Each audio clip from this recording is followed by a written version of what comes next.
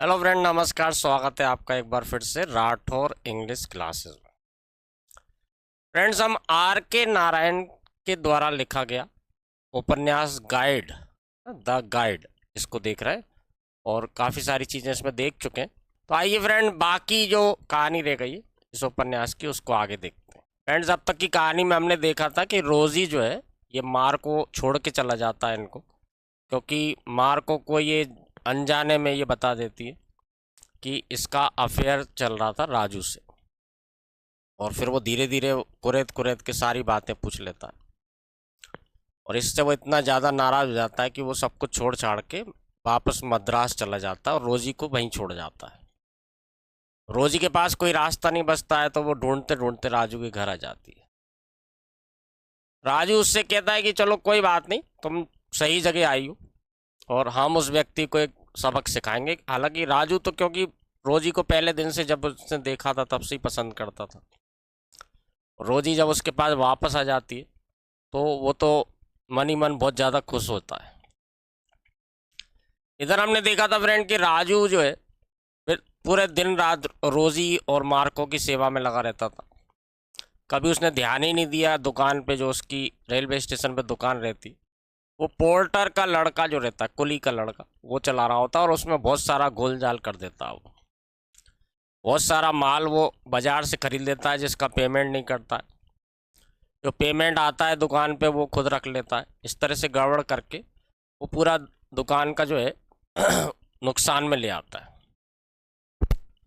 जब राजू से उसकी बहस होती है वो उसको थप्पड़ मार देता है और इस बात पे इतनी बात बढ़ जाती है कि स्टेशन मास्टर और मैनेजमेंट जो है राजू को उस दुकान से अलग कर देते हैं और दूसरे कॉन्ट्रैक्टर को दे देते हैं।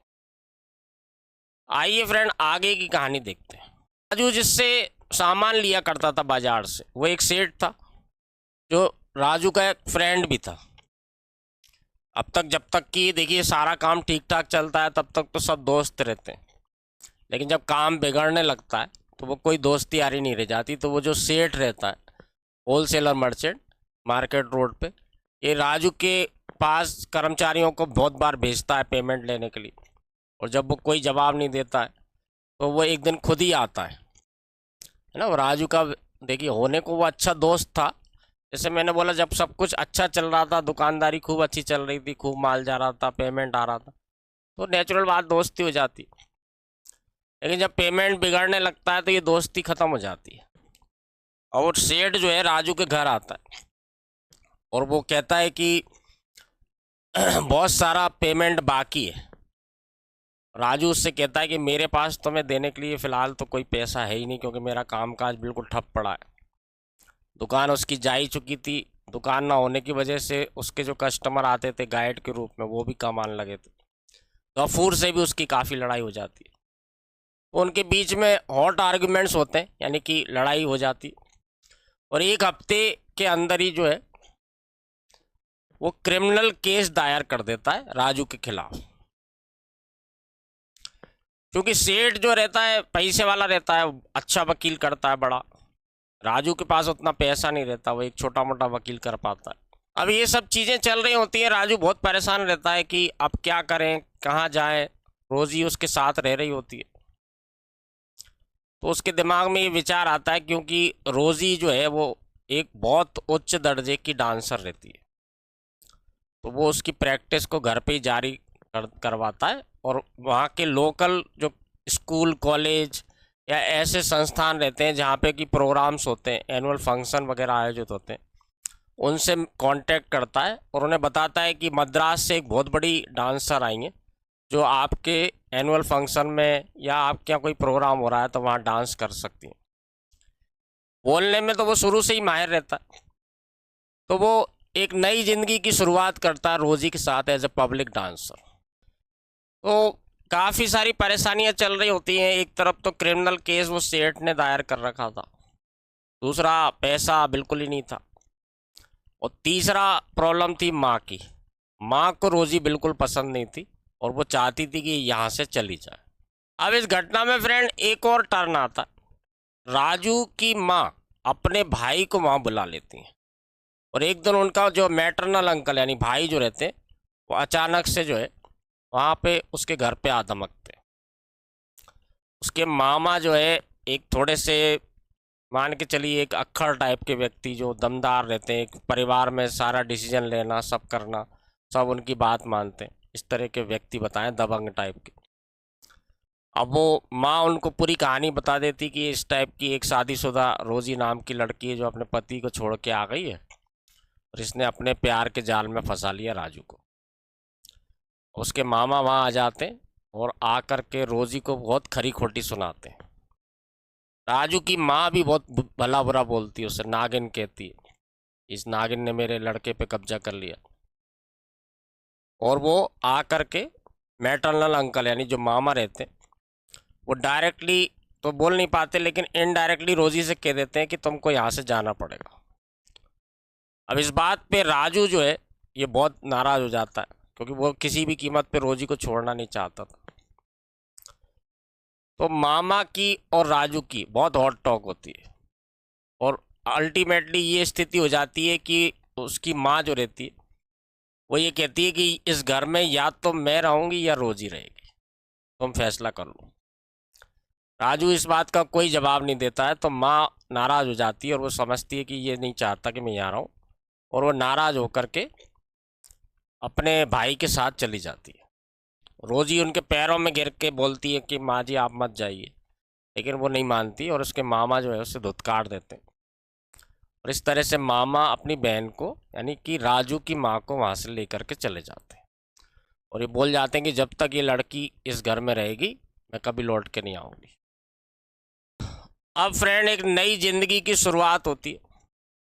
राजू रोजी को एक नया नाम देता है, नलिनी,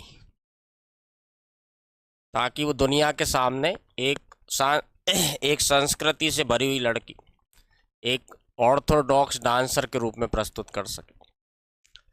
जैसा मैंने आपको बताया, वो कई कॉलेज यूनिवर्सिटी वगैरह में कांटेक्ट करता है और वहाँ से जब वो आते हैं, दो जने एक बार इनके घर आते हैं और इसका डांस देखते हैं तो वो बहुत प्रभावित होते हैं कि हाँ ये वाकई में बहुत अच्छी डांसर। तो इस तरह से रोजी को डांस परफॉर्मेंस मिलता है पहला, जो यूनिवर्सिटी के एनुअल फंक्शन में होता है। अब ये टर्निंग पॉइंट बन जाता है इनकी ज़िंदगी का फ्रेंड। एकमात्र ये जो फेस्टिवल होता है यानी फंक्शन होता है, इसमें रोजी का डांस हजारों लोग देखते हैं और इतना ज़्यादा पसंद किया जाता है क्योंकि वो डांस करने में बहुत निपुण थी, देखने में भी बहुत सुंदर थी। तो वो इतनी फेमस हो जाती है कि इनको प्रोग्रामों की बाढ़ आ जाती है, एक के बाद एक प्रोग्राम इनको मिलना शुरू हो जाते हैं। आगे देखिए friend, the union function started and रोजी सोअर्ड रॉकेट लाइक। यूनियन फंक्शन शुरू होता है, रोजी रॉकेट की तरह उड़ान भरने लगती है, यानी इतना कि डांस की मांग फ्रेंड इतनी ज़्यादा बढ़ जाती है कि इन्हें धड़ाधड़ जो है कॉन्टेक्ट्स मिलना शुरू हो जाते हैं। तो राजू फ्रेंड एक पक्का बिजनेसमैन बन जाता है। वो रोजी का सारा बिजनेस देखता है, कहाँ पे वो प्रोग्राम करेगी, कितना पैसा मिलेगा। धीरे धीरे पैसा आना शुरू हो जाता है, तो पैसा इतना ज़्यादा आता है कि अब वो इतने छोटे से मकान में नहीं रह सकता, तो बड़ा सा एक मकान किराए से ले लेता है। उस कई सारे कर्मचारी उनके यहाँ काम करने लगते हैं, नौकर, गाड़ी आ जाती है, गाड़ी का ड्राइवर, असिस्टेंट, सेक्रेटरी, यानी बहुत लंबा चौड़ा व्यवसाय फैला लेता है। नेक्स्ट देखिए फ्रेंड, राजू जो है, जैसे मैंने आपको बताया, वो अपने पुराने मकान में नहीं रहना चाहता है कि बड़ा सा मकान हो, क्योंकि अब नलिनी एक बहुत बड़ा नाम बन चुकी थी। रोजी का खुद का एक डांस मास्टर होते हैं जो कोपल से आते हैं। राजू ने एक बहुत बड़ा स्टाफ इकट्ठा कर लिया होता है, जिसमें सर्वेंट्स रहते हैं, कार ड्राइवर, 2 माली रहते हैं, एक गोरखा रहता है सिक्योरिटी के लिए, 2 कुक्स रहते हैं खाना बनाने के लिए। राजू's office was on the ground floor with a secretary in waiting and a young graduate from local college। Raju का ग्राउंड फ्लोर पे ऑफिस रहता है जिसमें एक सेक्रेटरी रहता है और एक नौजवान जो सीखने के उद्देश्य से वहाँ आता है, यानी लंबा चौड़ा स्टाफ। और काफ़ी व्यवसाय इतना फैल जाता है कि नलिनी जो है पूरे टाइम बिजी रहती है। नलिनी को इस बात में कोई इंटरेस्ट नहीं है कि कितना पैसा आ रहा है, कहाँ से आ रहा है, ये सारा मैनेजमेंट राजू करता है।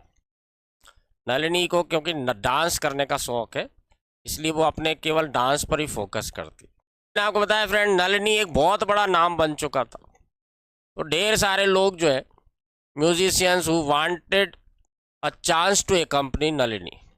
बड़े बड़े संगीतकार जो रहते हैं वो इच्छा रखते हैं कि हमें मौका मिल जाए नलिनी के साथ काम करने का।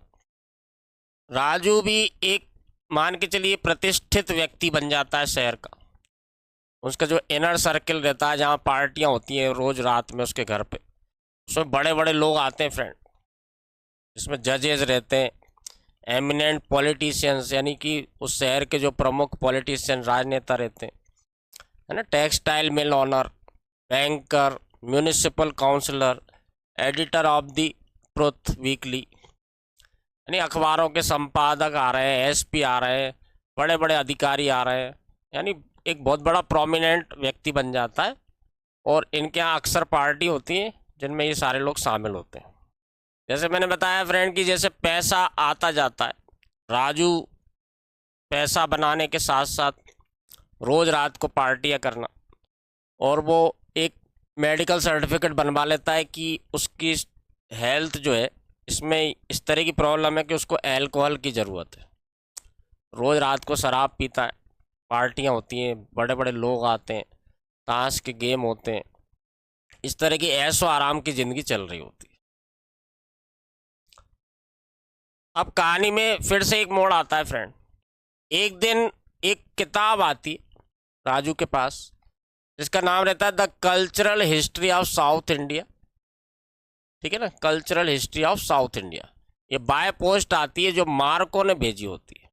मार्को ने जो खोज की थी गुफाओं की और मूर्तियों की, इसमें जब उसने खोज की थी तो आपको ध्यान होगा कि मैंने बताया था कि मार्को राजू से ये कहता है कि जब भी मेरी ये किताब प्रकाशित होगी तो इसमें मैं तुम्हारा नाम जरूर डालूंगा कि तुम्हारा बहुत बड़ा योगदान है इसमें।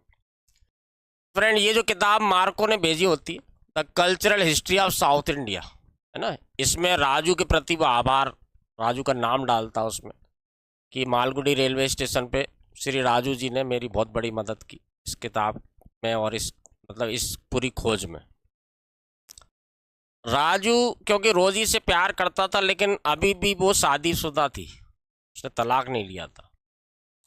उसके मन में ये बात आती है कि किसी भी तरह से अगर मार्को का नाम उसके सामने आया तो कहीं ऐसा ना हो कि वो पलट जाए या बदल जाए या मार्को के प्रति उसका कोई प्रेम जाग जाए। इस डर से वो किताब को चुपचाप अपने पास रख लेता है और रोजी को नहीं दिखाता।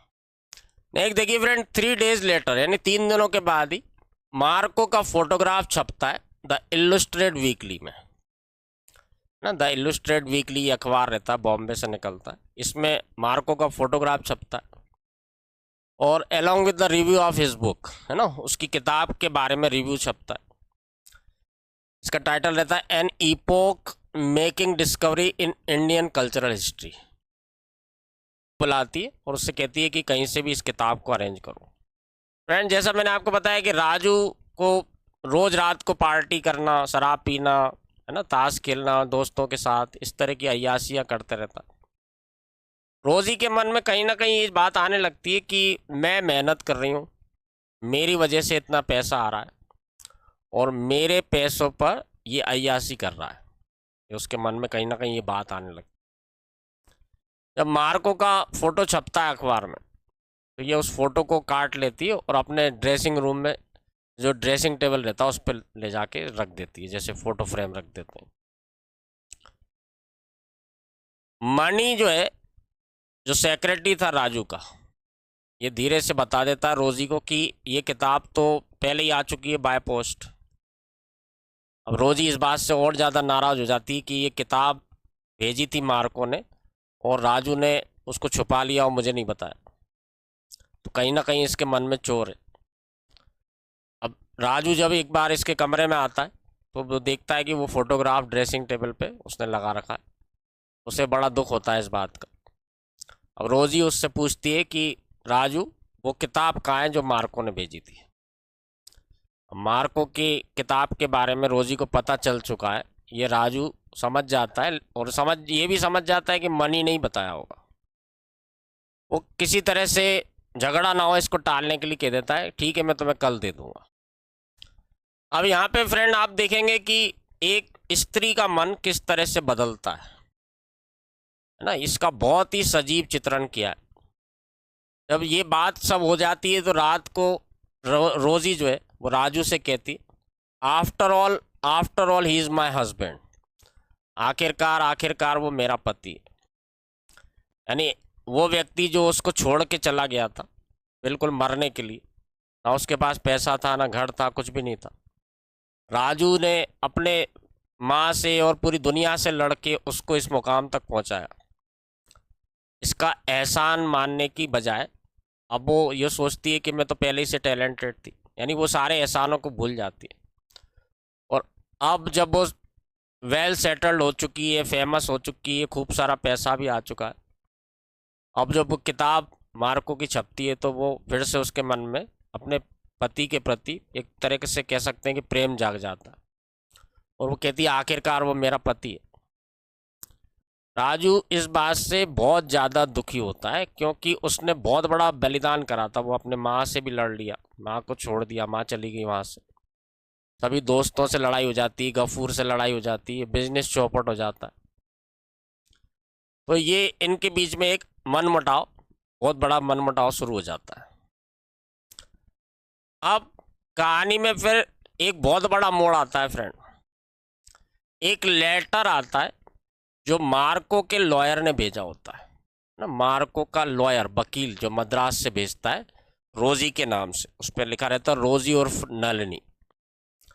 इस लेटर में लिखा रहता है फ्रेंड कि madam, under instruction from our client, हमारे क्लाइंट के निर्देश अनुसार, we are enclosing an application for your signature, हम एक एप्लीकेशन को साथ में भेज रहे हैं आपके हस्ताक्षर के लिए, for the release of a box of jewellery left in safe custody at the bank of, bank का नाम लिखा रहता है, इन द मार्केट प्लेस।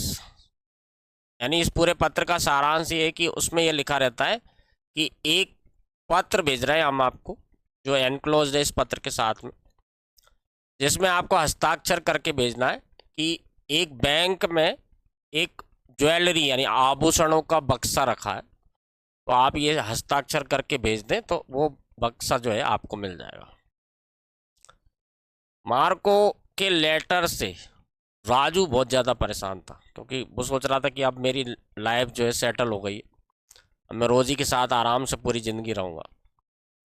पहले तो वो बुक भेजता है, अब पीछे से एक लेटर आ जाता है।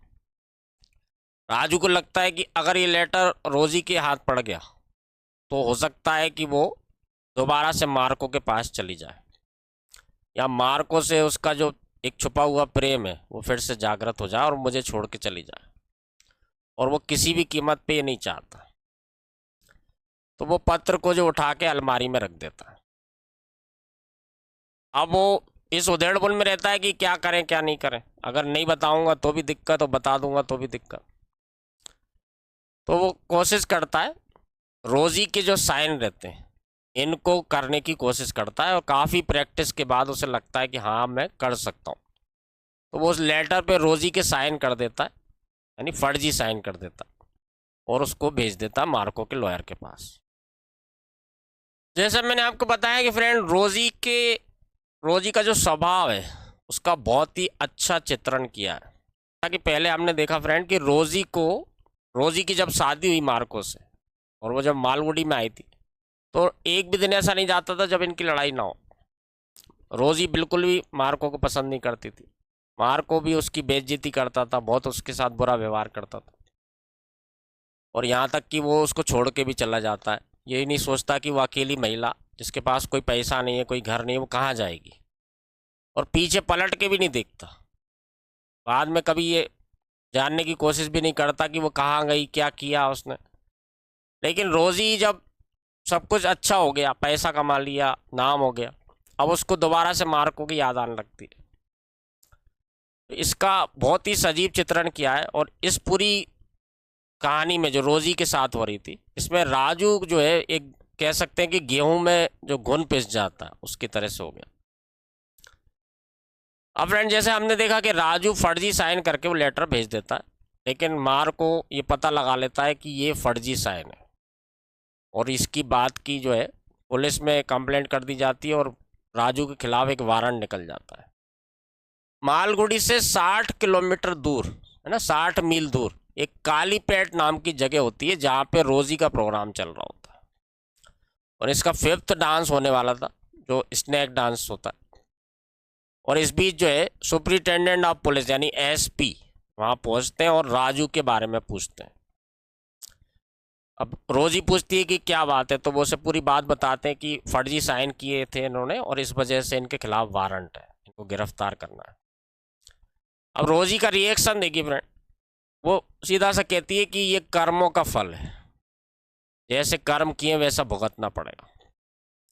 और इस तरह से जो है वो कह देती है कि अब वो मेरा कोई फ्रेंड व्रेंड नहीं है, वो केवल एक मामूली सा टेक्नीशियन है और मेरा उससे कोई लेना देना नहीं है। फ्रेंड्स, अब जो कहानी है ये अपने अंतिम चरण में पहुंच रही है। अब राजू जेल में चला जाता है, लॉकअप में रहता है। हालांकि रोजी काफ़ी कोशिश करती है, पैसा खर्च करती है उसको छुड़ाने के लिए, लेकिन फाइनली जो होता है वो केस हार जाते हैं और राजू को 2 साल की जेल हो जाती है। राजू का सेक्रेटरी मनी जो रहता है वो कभी कभी राजू से मिलने आता है और वो धीरे धीरे उसको खबरें दिया करता है कि बाहर क्या चल रहा है, बाहर की दुनिया में क्या हो रहा है। एक दिन राजू के पास मनी आता है और वो कहता है कि रोजी ने जो है अपना जो घर है वो खाली कर दिया, अपना पूरा फर्नीचर सामान सब बेच दिया, ठीक है ना, कार वगैरह जो भी उनके पास था सब कुछ बेच देती। जितने भी कर्मचारी रहते उनका हिसाब किताब क्लियर कर देती, जिसका भी लेन देन रहता वो सारा लेन देन दे करके और वो वहाँ से मद्रास चली जाती है हमेशा के लिए। तो रोजी फ्रेंड राजू को छोड़ करके मद्रास रहने चली जाती है, यानी वो मार्को के पास नहीं जाती, वो अकेली रहने लगती है। पैसे की तो कोई कमी थी ही नहीं, बहुत सारा पैसा था, तो वो ना तो राजू के पास रहती है, राजू को छोड़ के चली जाती है, और ना मार्को के पास जाती है। मनी राजू को ये भी बताता है फ्रेंड कि जब वो जा रही थी उसी दिन उसने 1000 रुपये मनी को दिए गिफ्ट के तौर पे, कि उसने इतने दिनों जो सेवाएं करी, और वो सारा कुछ सामान सब कुछ बेच करके केवल मार्को की किताब को अपने साथ लेकर चली जाती है। राजू अपने माँ के बारे में भी पूछता है कि मेरी माँ कैसी है, तो मनी उसको बताता है कि माँ अभी भी वही पुराने घर में रह रही है और वो बेचारी अकेली जो है अपना जब पहले जैसा जीवन चल रहा था वैसा जीवन चल रहा है उसका। अब हम फ्रेंड चैप्टर 11 जो आखिरी चैप्टर है इस नॉवेल का, है ना, उस पर आ चुके हैं। अब इस चैप्टर में आप देखेंगे फ्रेंड कि राजू जो है ये वेलन को ये सारी कहानी सुना रहा होता है, अपने जन्म से लेकर के वो जेल में गया और जेल से छूटने के बाद जो वो उस मंदिर में आके और गलती से लोग उसे स्वामी समझने लगे, ये सारी बातें वो वेलन को बता रहा। वेलन इतना भक्ति में डूबा हुआ है, अंधभक्त हो चुका है कि वो इन सारी बातों को इतना ध्यान से नहीं सुन रहा, और वो राजू से कहता है कि स्वामी जी मुझे नहीं पता कि आप मुझे ये सारी बातें क्यों बता रहे हैं, मेरा जो विश्वास आप पर था पहले जितना था उतना ही आज भी है, मुझे इस बात से कोई फ़र्क नहीं पड़ता कि आपका पुराना जीवन कैसा रहा, आप जेल गए या नहीं गए। और वो ये भी कहता है कि ऐसे बहुत से महात्मा साधु हुए जो पुराने समय में चोर थे या डाकू थे, तो उनके पास्ट के जीवन से हमें कोई लेना देना नहीं है।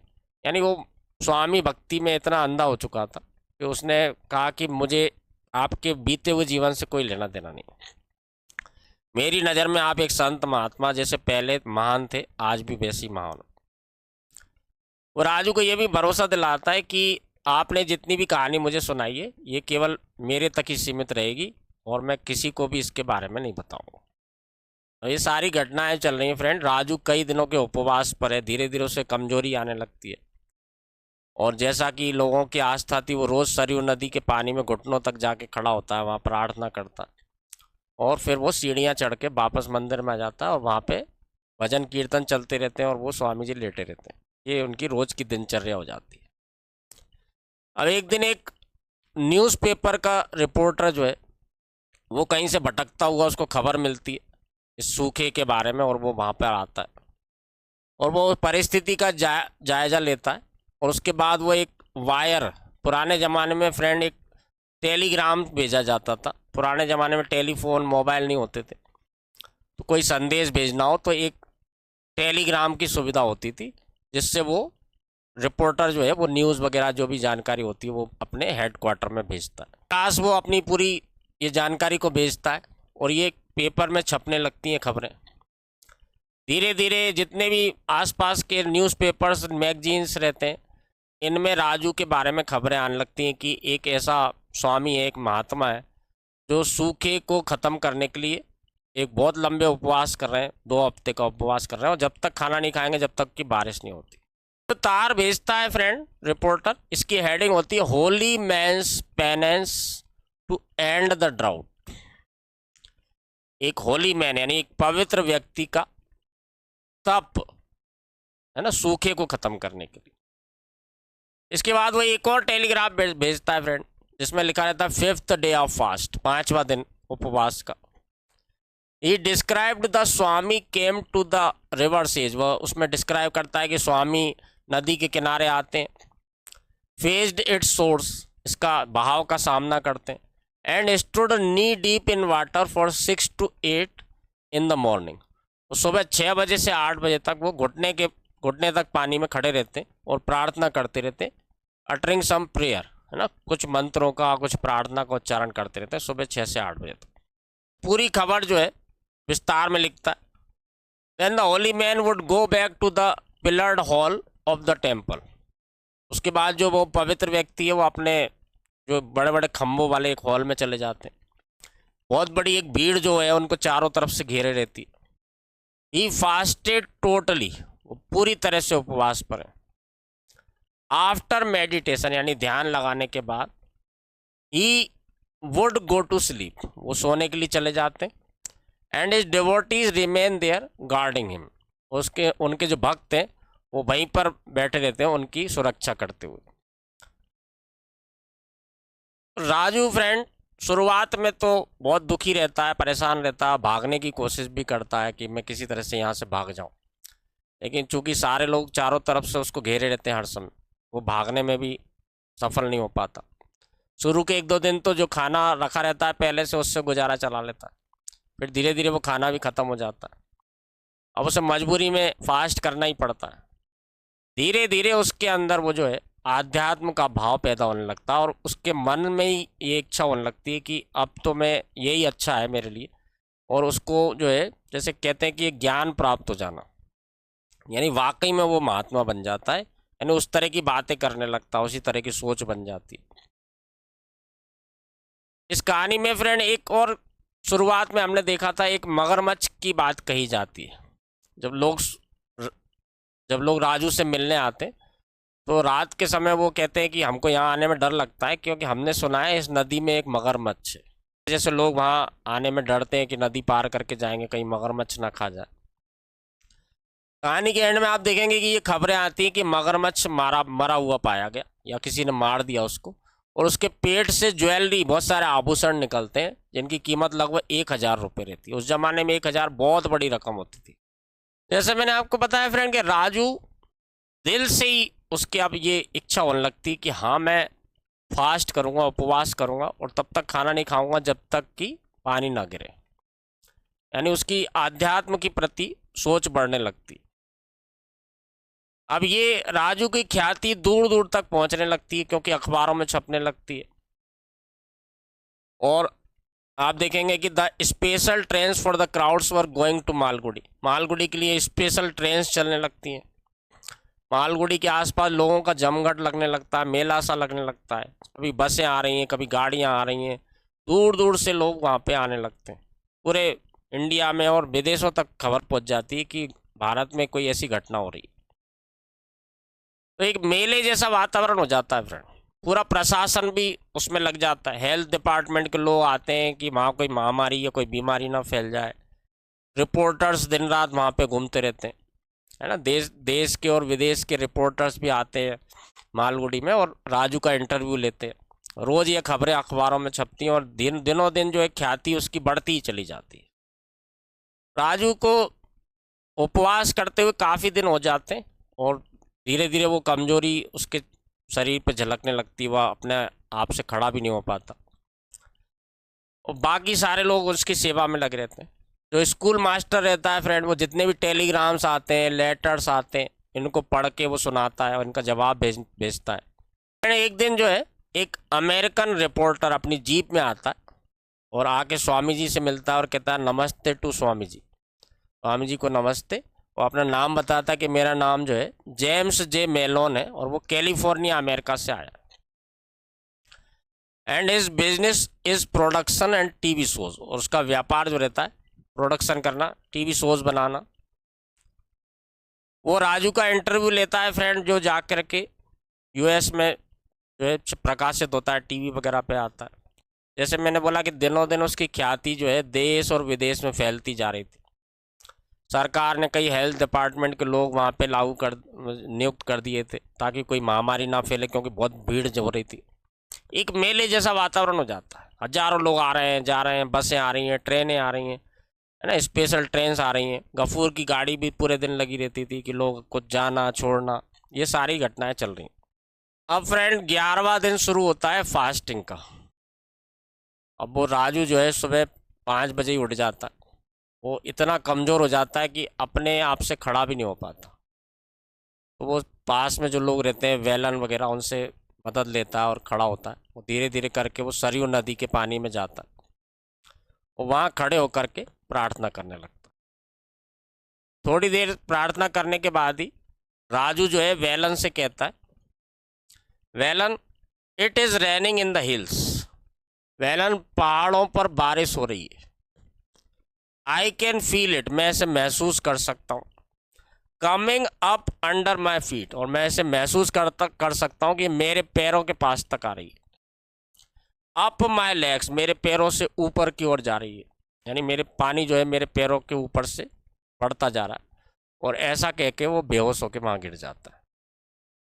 फ्रेंड, इस कहानी में कुछ चीज़ें राइटर ने, जो पढ़ने वाले लोग हैं, श्रोता लोग हैं, रीडर्स जो हैं, इनके इमेजिनेशन पे छोड़ दिया है कि आगे क्या हुआ।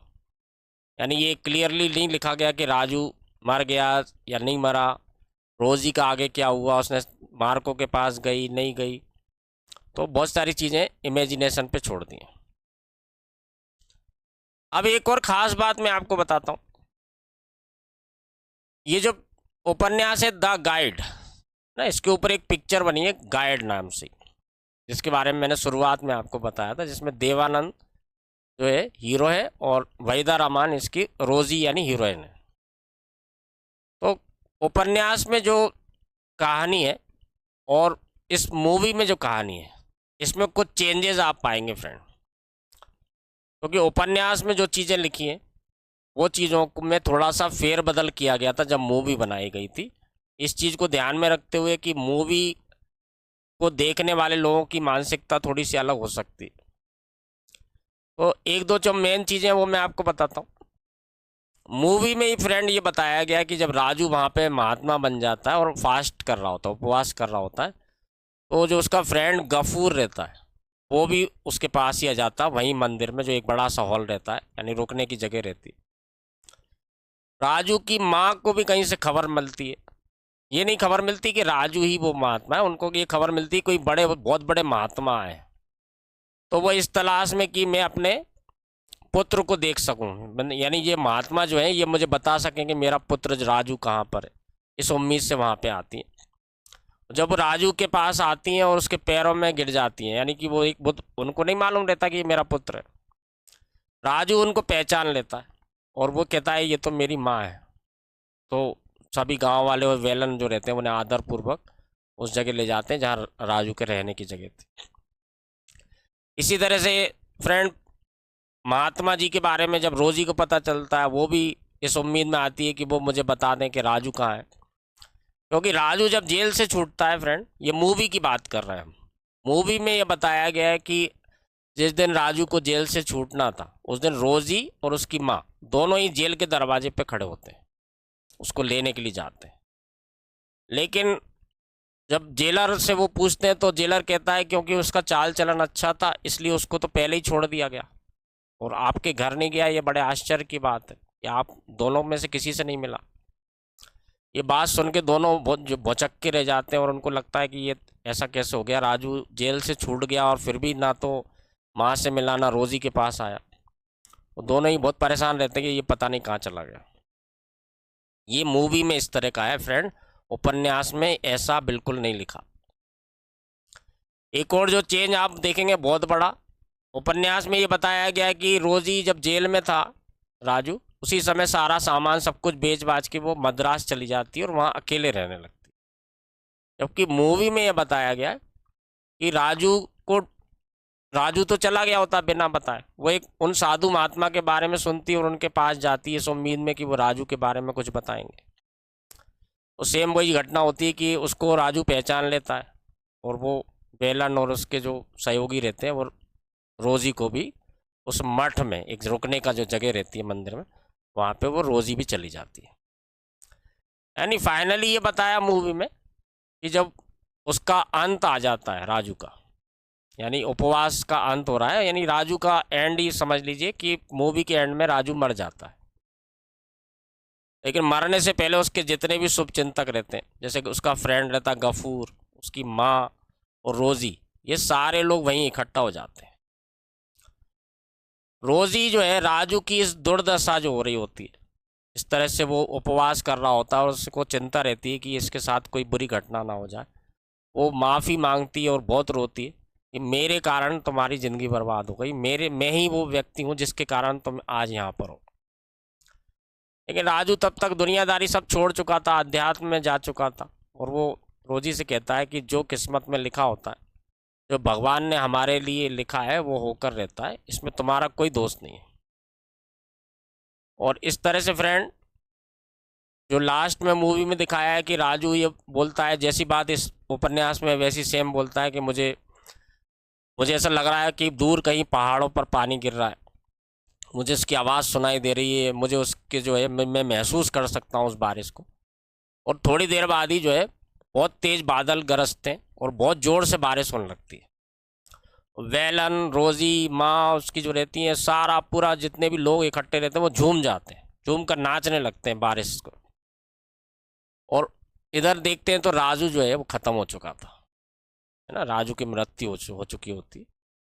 वो सारे लोग जो है इस बात से बहुत दुखी होते हैं कि इन साधु महात्मा ने हमारे सूखे को ख़त्म करने के लिए, यानी हमारी ज़िंदगी बचाने के लिए अपनी ज़िंदगी का बलिदान दे दिया। तो ये इमोशनल करने के लिए, दर्शकों का एक इमोशनल जो है सपोर्ट पाने के लिए मूवी में ये चीज़ें फेरबदल की गई थी।